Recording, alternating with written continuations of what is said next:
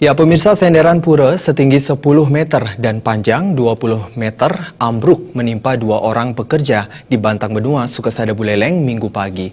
Akibatnya 2 pekerja tertimbun, 1 orang meninggal dunia dan 1 lagi mengalami luka berat.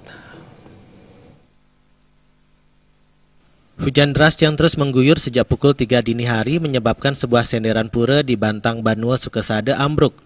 Akibatnya 2 orang pekerja yang membangun mes di bawah senderan tersebut tertimbun.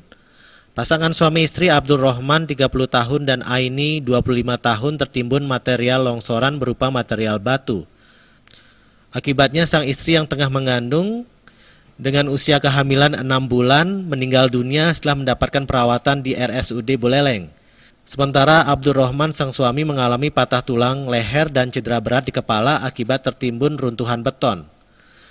Kadus Bantang Benua Ketut Pasek menjelaskan para pekerja yang berjumlah 6 orang tidur di mes kampus swasta di wilayah Sukesada. Pasangan suami istri ini tidur di mes tepat di bawah lokasi longsor. Tapi menurut informasi dari warga yang tahu persis itu sekitar kurang lebih jam 5. Kejadian ini sekitar jam 5 pagi sehingga syukur yang laki yang kena musibah ini kan suami istri.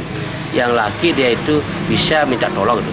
Dia tolong itu sehingga tukang sapu, warga saya kan ada tukang sapu itu 2 orang melihat ke sini ada kakinya aja kelihatan.